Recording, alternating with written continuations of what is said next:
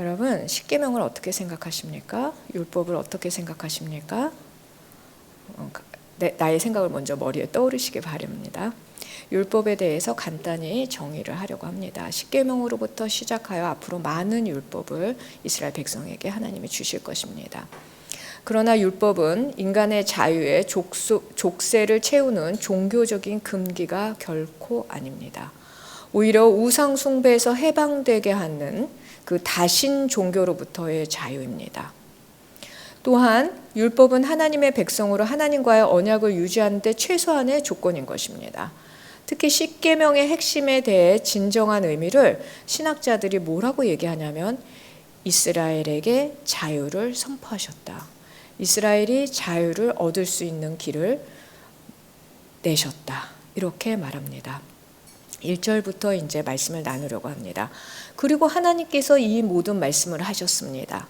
여러분, 십계명의 율법에서 가장 큰 권위를 갖는 것은 유일하게 하나님이 직접 말씀하신 것이기 때문입니다. 직접 음성으로 오늘 주시고 계십니다. 바로 이 모든 말씀이라는 것이 십계명입니다. 2절에 나는 너를 이집트에서 종살이하던 집에서 이끌어낸 내 하나님 여호와다. 하나님은 이스라엘을 총칭해서 너라고 부르십니다.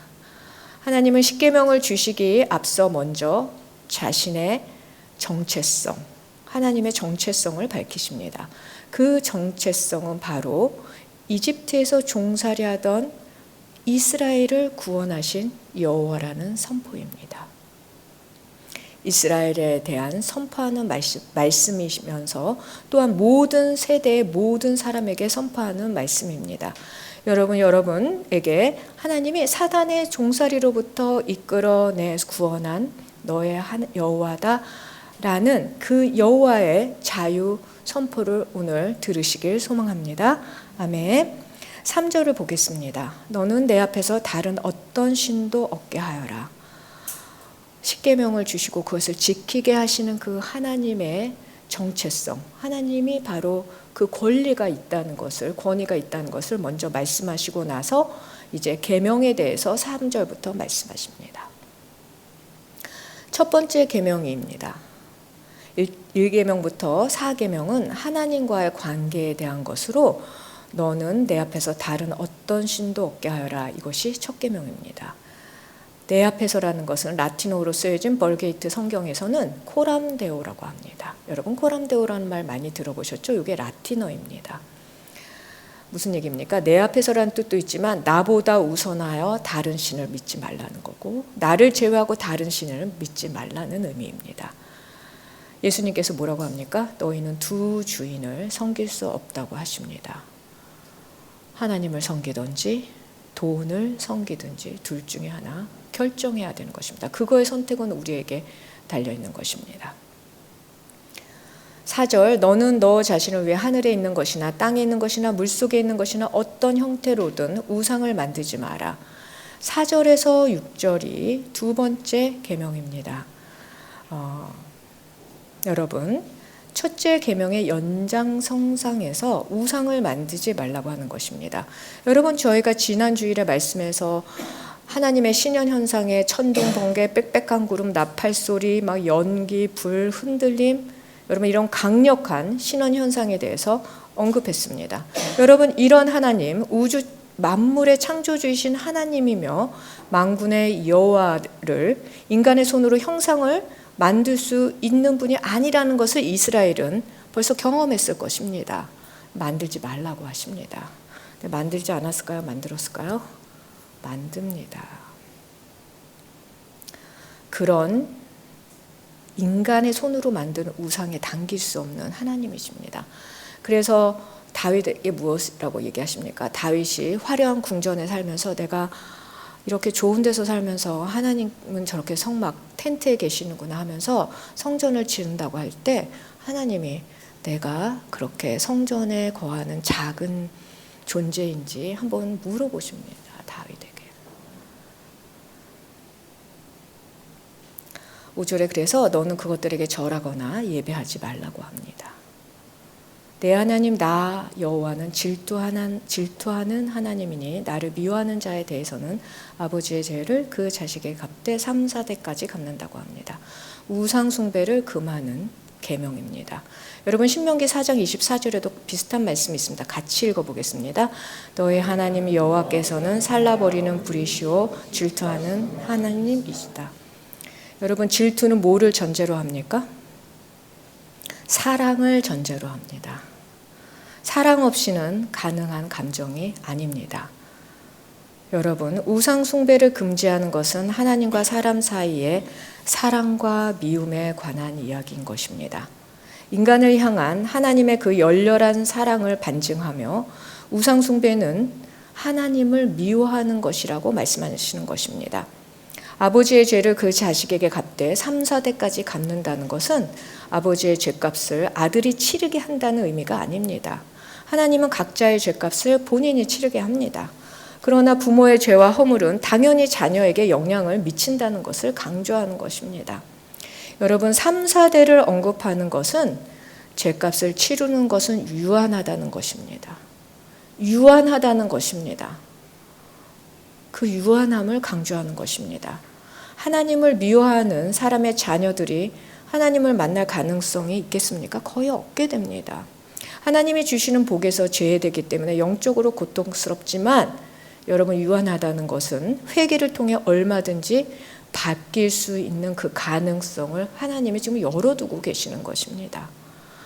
여러분 3, 4대에 대해서 왜 부모가 진 죄를 내가 감당해야 돼? 이렇게 보는 것이 아니라 내 세대에서 회개하며 돌이킬 수 있구나라고 받으시기 바랍니다. 6절 나를 사랑하고 내 계명을 지키는 자들에게는 1000대까지 사랑을 베푼다라고 합니다. 사랑이 2번 나와 있는데 원어가 다릅니다. 첫 번째 나를 사랑하고의 히브리어는 아하브입니다. 사랑을 갈구하는 것입니다. 기뻐하고 즐거워하는 것입니다. 그래서 인간이 하나님에 대한 사랑은 무엇입니까? 하나님을 갈구하고 기뻐하며 즐거워하는 것이란 뜻입니다.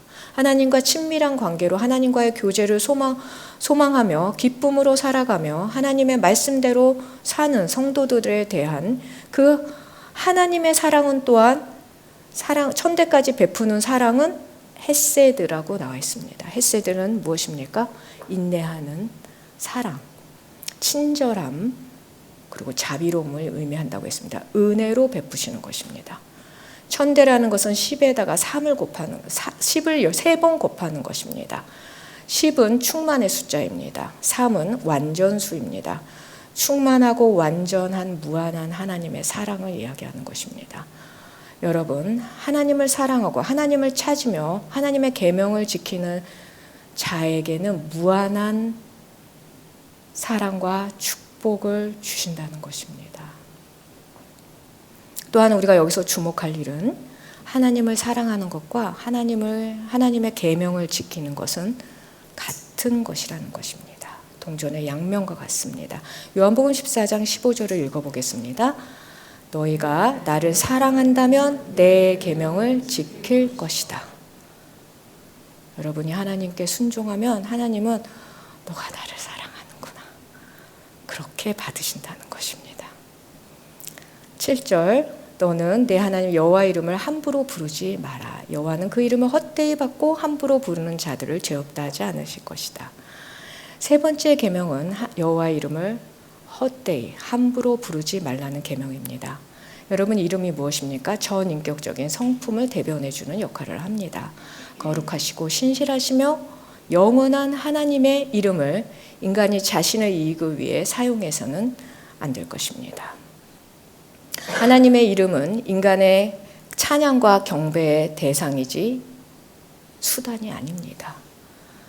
그래서 똑같이 하나님의 이름을 부를지라도 그 동기가 자신의 탐심에서 나오는 것인지 정말 하나님 나라를 위한 것인지 스스로 잘 살펴야 됩니다. 아멘. 8절 너는 안식일을 기억하여 거룩하게 지키라라고 합니다. 네 번째 계명은 안식일을 거룩하게 지키라는 명령입니다. 우리 지금 현대 교회에서는 주일을 거룩하게 지키라는 명령으로 볼 수 있습니다. 창조 사역을 마치고 쉬는 날을 지정하신 하나님은 7일째 되는 날 안식일에 인간과 짐승이 노동으로부터 자유를 얻게 하십니다. 안식일은 당시 고대 사회에서 상상할 수 없는 인권을 반영하는 것입니다. 여러분, 이집트에서 이스라엘이 노예로 살 때 어떻게 살았습니까? 견딜 수가 없었습니다. 그것과 대조되는 안식일의 규례입니다. 안식일은 창조주이시며 구원자이신 하나님을 기억하고 기뻐하도록 주신 날입니다. 여러분, 우리에게는 예수님의 부활을 기념하는 주일이 있는 것입니다. 주일은 예수님의 부활을 기뻐하는 날입니다. 주일에 오셔서 예배를 드리며 부활하신 그 예수 그리스도의 새로운 거듭남이 내 안에서 일어나는 것입니다. 매 주일마다. 여러분, 나는 구원받아서 거듭남네 한 번으로 끝난 것입니까? 그렇지 않습니다. 그건 구원파입니다. 여러분, 우리는 주일마다 와서 하나님과 멀어져 있고 탐심과 죄로 정말 타락해 있는 우리를 다시 재창조해서 거듭나 다시 태어나는 그 예배를 함께 하는 것입니다. 아멘. 그래서 세상 일에서 구별되어 주일을 거룩하고 감사함으로 지키는 여러분 되시길 정말 축복합니다. 9절 6일 동안은 내가 수고하여 내 일을 할 것이다 라고 합니다. 하나님이 6일 동안 창조 사역을 하신 것처럼 인간도 6일 동안 수고하고 부지런히 일을 해야 한다고 합니다. 10절에 보면은 일곱째 날은 내 하나님 여호와의 안식일이니 너나 내 아들 딸이나 내 남녀 종들이나 내 가축들이나 내 문 안에 있는 나그네나 할 것 없이 아무 일도 하지 마라. 일곱째 날 이스라엘 백성만 쉬는 것이 아니라 노예들, 가축, 이스라엘에 거주하는 외국인들인 나그네들, 가정 모두 함께 쉬는 그 안식일의 효과. 서두에서 말한 나와 이웃에게 자유를 주는 그 규례를 하나님은 열방에 이스라엘이 확대하기를 원하셔서 이것을 주시는 것입니다.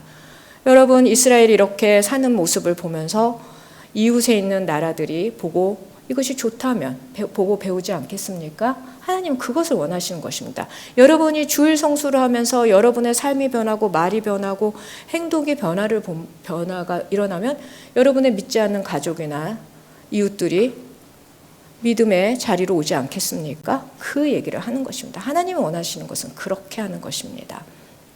11절 여호와가 6일 동안 하늘과 땅과 바다와 그 안에 있는 모든 것들을 만들고 일곱째 날은 쉬었기 때문입니다. 그러므로 여호와가 안식일을 복주고 거룩하게 했다라고 합니다. 여러분, 우리가 하늘과 땅과 바다와 그 안에 있는 모든 것을 그 만드신 하나님의 그 피조물을 신이라고 만들면 안 되는 이유가 여기에 있는 것입니다. 하나님이 만든 것들입니다. 근데 그 형상들을 만들어서 우리가 하나님이라고 하면 되겠습니까? 그러면 안 된다는 이야기입니다. 12절 여러분 11절을 좀 더 하겠습니다. 이스라엘 백성이 서로 자유와 안식을 제공하는 자들이 되길 원하신 것입니다. 신앙에서 자유와 안식이 없다면 여러분 뭔가 잘못된 것입니다. 여러분, 내가 신앙생활을 하는데 주님이 주시는 안식과 자유를 누리지 못한다면 여러분 좀 신앙에 대해서 다시 사역에 대해서 생각해 보아야 하는 것입니다. 반드시 누리게 하십니다. 아멘. 12절 내 부모를 공경하여라. 그러면 내 하나님 여호와가 내게 준 땅에서 내가 오래 살 것이다 라고 합니다. 여러분, 이제 12절부터 17절까지는 5계명에서 10계명에 관한 것입니다. 여러분, 1계명에서 4계명이 인간과 하나님과의 그 관계, 사랑에 관한 것이라면 5계명에서 10계명은 인간과 인간 사이의 사랑에 관한 것입니다. 여러분, 이 계명을 꿰뚫는 핵심 가치는 생명을 존중하는 사상입니다. 생명을 보존하는 하나님의 계획인 것입니다. 여러분, 그래서 5계명은 12절 내 부모를 공경하여라. 그러면 내 하나님 여호와가 내게 준 땅에서 네가 오래 살 것이다. 사는 것에 대해서 이야기하십니다. 너가 부모를 공경하면 네가 부자가 될 거야. 이렇게 말씀하지 않으시고 오래 살 것이라는 그 생명 연장에 대한 이야기를 하십니다. 생명 보존에 관해서 이야기하시는 것입니다.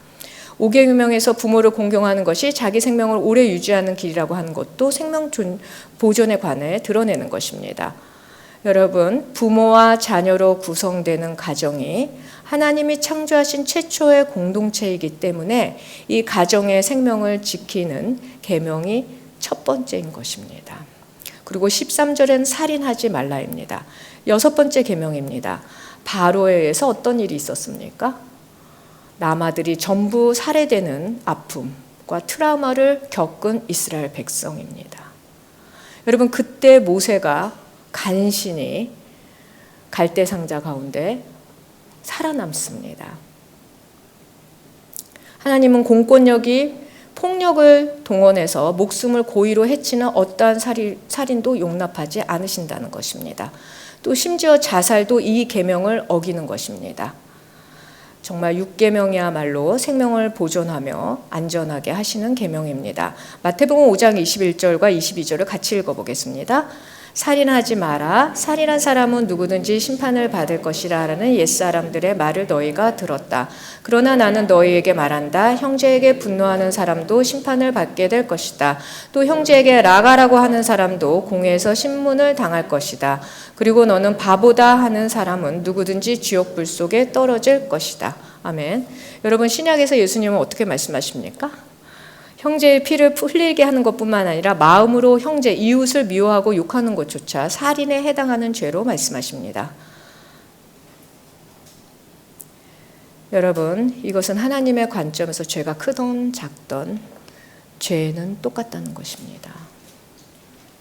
실제로 행한 죄나 마음으로 지은 죄나 똑같다는 것을 보여주는 것입니다. 그래서 우리가 어디서부터?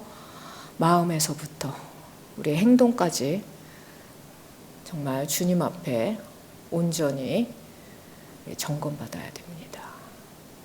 14절, 간음하지 말라, 7번째 계명입니다. 하나님은 간음을 개인적인 문제로 다루지 않으십니다. 이 가정 하나의 문제로 보지 않는다는 것입니다. 새롭게 창조된 언약 공동체라는 맥락에서 결혼과 가정을 보호하려는 하나님의 강력한 의지를 반영하는 것이 14절에 간음하지 말라는 7번째 계명입니다.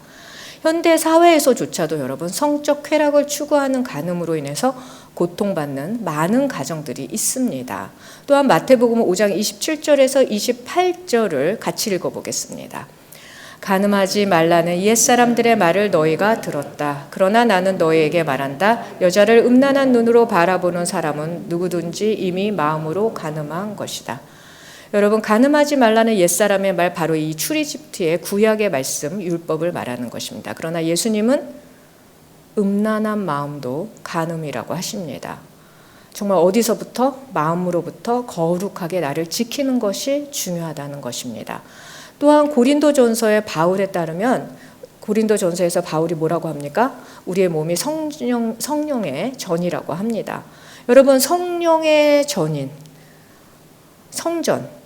성전이 몸을 거룩하게 지키지 못하는 것이 바로 간음이고, 이것이 하나님의 영광을 가리는 일이라고 바울도 그렇게 말합니다.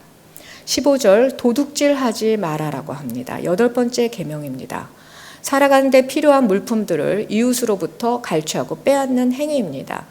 또한 형제가 받아야 할, 이웃이 받아야 할 몫이나 임금을 지불하지 않는 부도덕한 행위까지 다 포함이 됩니다. 여러분, 우리가 신명기 23장 그러나 24절 25절을 한번 읽어보겠습니다. 같이 읽어보겠습니다. 만약 내가 이웃의 포도원에 들어간다면 내가 원하는 대로 포도를 먹고 바구니에는 담지 마라. 만약 내가 이웃의 밭에 들어간다면 이삭을 따는 것은 괜찮지만 낫을 대지는 마라. 여러분, 이게 신명기 23장 24절에서 25절은 나중에 덧붙여진 율법입니다. 즉 무엇입니까? 굶주려서 이웃의 밭에 난 곡식이나 포도를 그 자리에 들어가서 따먹는 것은 도둑질이 아니라는 규정입니다. 낫을 댄다는 건, 낫을 대서 무엇입니까? 짊어지고 가겠다는, 그거는 도둑질이 되는 것입니다. 즉 배고픔으로 그냥 들어가서 먹는 것은 여러분, 그래서 우리가 왜 가끔 너무 배고파서 만두 훔쳐 먹었다고 그러는데 막 초코파이 하나 훔쳐 먹었다고 했는데 막 1년씩 막 이런 가혹한 것들에 대해서 우리가 생각해 봐야 됩니다. 성경을 여러분 아시면 그런 것들에서 우리가 어떤 판단을 해야 될지 알게 되는 것입니다. 우리가 그런 사람은 어떻게 되어집니까? 오히려 빵을 좀 사주어야 될 줄 믿습니다. 네. 하나님의 규례는 생명을 보존하는 자비와 긍휼을 기본으로 한다는 것을 여러분이 아시기 바랍니다. 16절, 내 이웃에 대하여 위증하지 마라. 여러분, 이 이웃은 특별히 레아라는 히브리어를 씁니다. 즉 가까이에게 식사를 할 정도의 사이라는 것입니다. 식구라는 의미입니다. 식사를 같이 할 수 있는 사이라는 뜻입니다. 일상에 가까운 이웃에 대한 모함이나 이간질, 여러분 이런 거짓 증언도 위증입니다. 자신의 이익을 위해 이웃에게 불이익을 가져오는 행위, 또한 법정에서 이루어진 재판 과정에서 공동체의 이론에 대해 거짓 증언을 금지하고 있는 것입니다. 그래서 교회 안에서 이를 교회 안에서 해결해야지 법정 소송으로 가져가면 되겠습니까? 안 된다는 것입니다.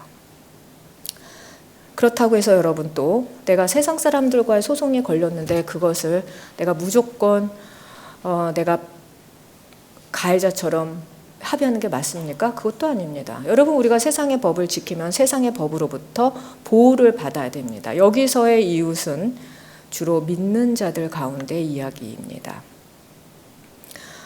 그래서 우리가 정말 세상의 법에도 그 소송은 해야 되는 것입니다. 그래서 나라의 법에 의해서 정당한 보호를 받아야 됩니다. 제가 이 얘기를 왜 하냐면, 옛날에 어떤 권사님이 어떤 사람에게 집을 렌트를 했는데 집세를 안 낸답니다. 그래서 기다려주고 또 기다려주고 해서 나중에 보증금까지 다 이제 없어졌습니다. 그래서 소송을 걸고 싶은데 이게 내가 해도 되는지 그거를 막 같이 나눈 적이 있습니다. 그래서 내가 세상의 법을 지키십니까? 이제 지키신대. 그래서 그러면 소송하십시오. 그렇게 얘기한 적이 있습니다. 네. 그래서 그 렌트한 사람이 계속 한 얘기가 권사님이시잖아요. 뭐 이런 얘기 했다고 합니다. 여러분, 우리가 하나님이 주신 어떤 누리게 하시는 것들 또한 빼앗기는 것도 죄입니다. 하나님이 주시는 축복을 또한 빼앗기는 것도 여러분, 그것도 죄에 해당됩니다. 그것도 회개할 일입니다. 17절, 17절, 내 이웃의 집을 탐하지 마라. 내 이웃의 아내나 그의 남종이나 여종이나 그의 소나 낙이나 어떤 것이라도 내 이웃의 것은 탐하지 마라라고 합니다. 여러분, 여기서 탐내다의 탐내다가 하와가 선악과를 보며 탐스럽다고 생각할 때 그 탐내다랑 같은 단어를 씁니다. 원어가 같습니다.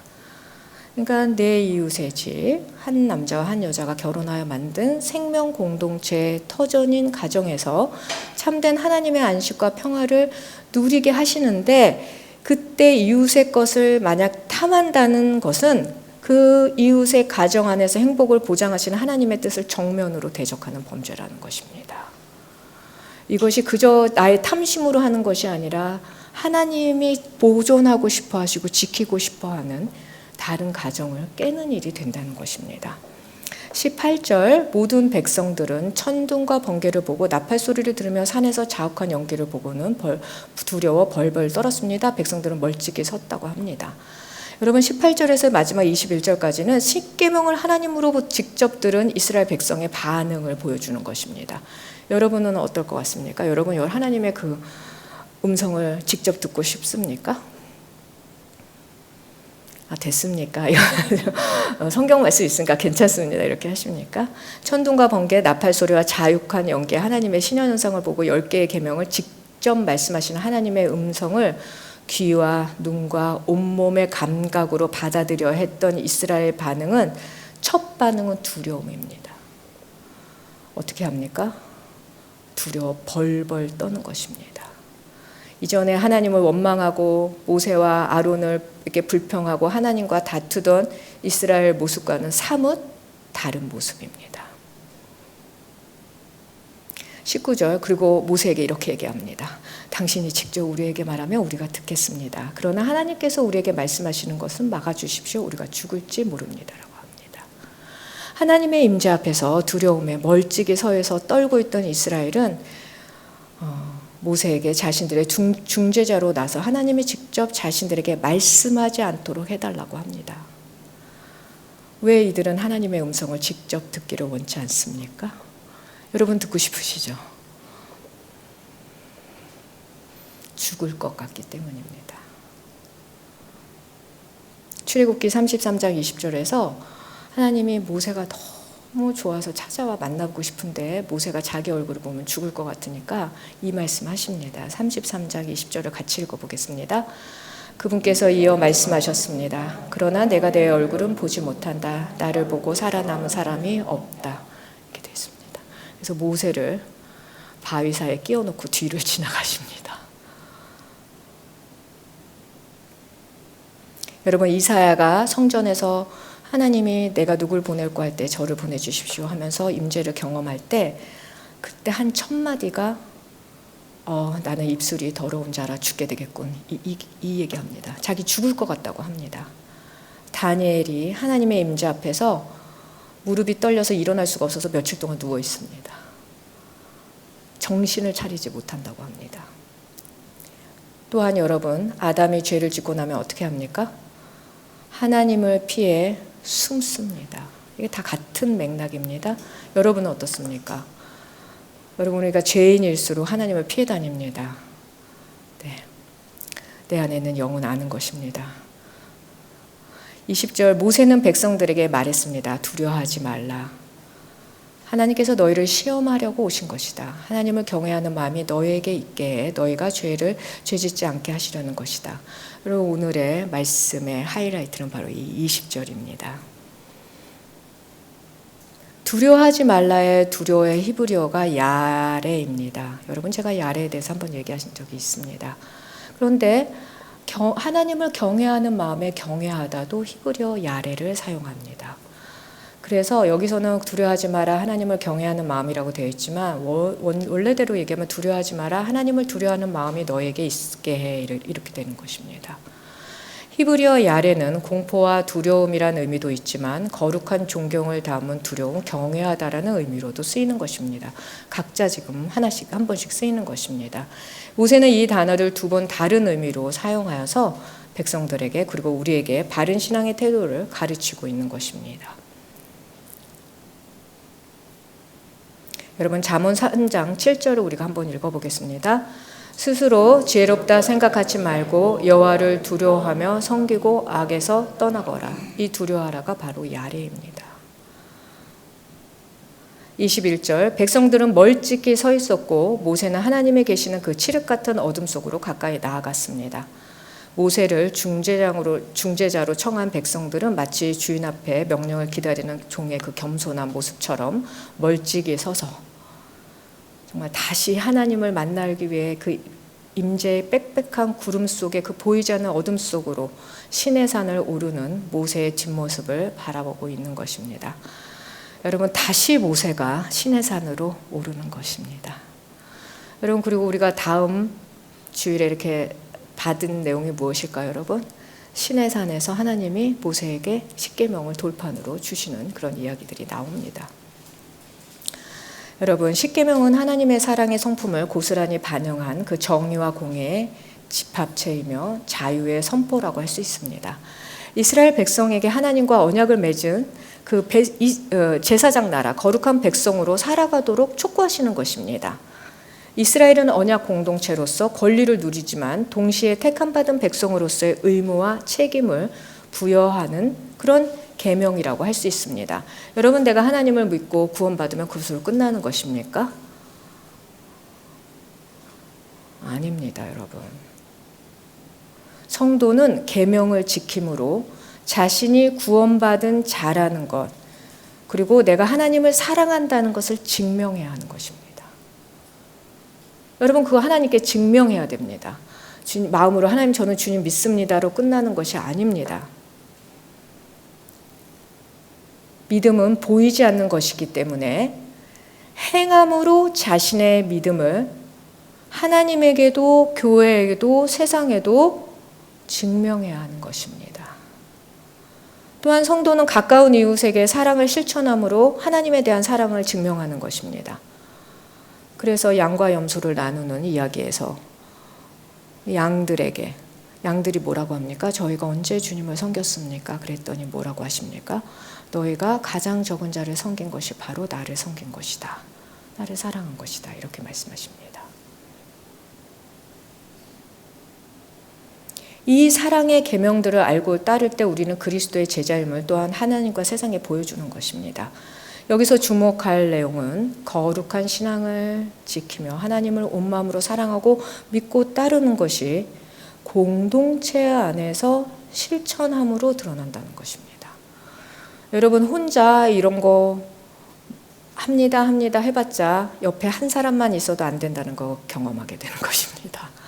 공동체 안에서 실천함으로 드러나는 것입니다. 또한 오늘 본문 제목 두려워 말고 두려워하라, 야래하지 말고 야래하라, 두려워 말고 경외하라는 선포에 대해서 말하기 원합니다. 하나님으로부터 도망치고 숨고 싶은 그 심판과 죽음에 대한 이스라엘의 공포 야래에 대해서 모세는 두려워하지 말라라고 말합니다. 그는 하나님의 그 신현현상, 그분의 압도적인 거룩함을 목격함으로써 이스라엘 백성이 하나님을 만만하게 보지 않고 시험한다고 하셨지 않습니까? 네. 온전한 존중과 경외, 야래하는 마음을 갖게 하여 죄를 짓지 않도록 보호하시려는 그 사랑의 목적에 대해서 모세가 말하고 있는 것입니다. 여러분, 하나님이 여러분을 시험하셔서 여러분에게 하나님이 얼마나 두려운 분인지를 가르쳐줘서 여러분이 죄짓지 않게 하려고 보호하려고 하시는 것입니다 라고 모세가 그 얘기를 하는 것입니다. 제가 어떤 애기 엄마와 애기를 봤는데 엄마가 삐온다 하면 애가 나쁜 짓을 하다 멈추더라고요. 네, 삐오가 경찰입니다. 그 경찰 얘기에 들어서 듣고서 두려워하더라고요. 잘 모르겠지만 어쨌든 그러더라고요. 네.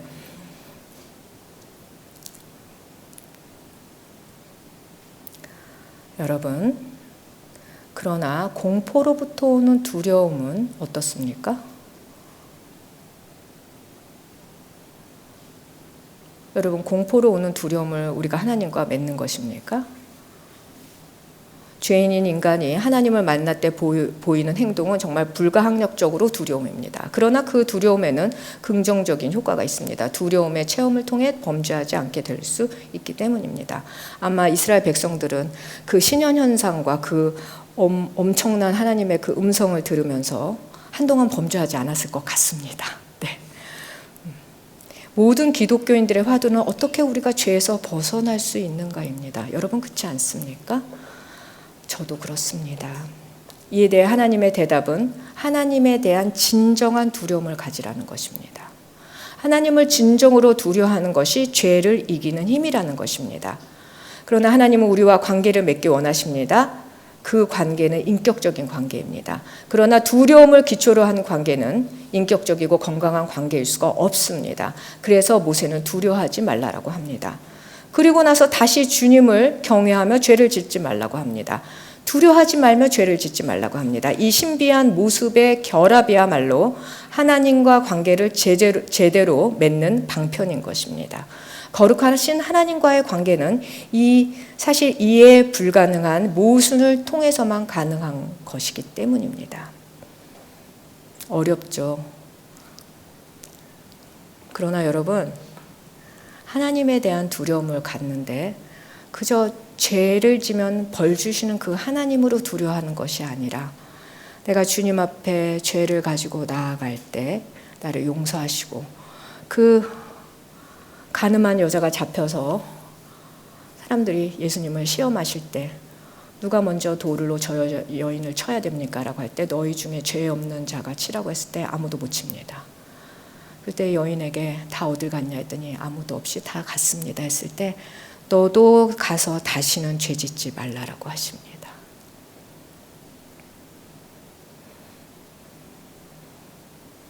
여러분, 죄를 용서하시는 그 십자가의 그 하나님을 두려워하십시오. 내가 죄를 지을 때 다시 하나님을, 예수 그리스도를 그 십자가에 올릴 수 있다는 그것을 두려워하시는 여러분 되시길 바랍니다. 제이콥 채플 성도 여러분, 죄를 짓고 두려워하며 하나님을 피해 다니는 그 신앙이 아니라 거룩하신 하나님 그 십자가의 그 용서가 얼마나 큰 것인지, 얼마나 큰 용서를 받았는지 그것에 대한 두려운 마음으로 죄를 짓는 것을 두려워하는 성화를 이루어가며 거룩을 이루어가는 성도들로 살아가시길 진심으로 축복합니다. 아멘.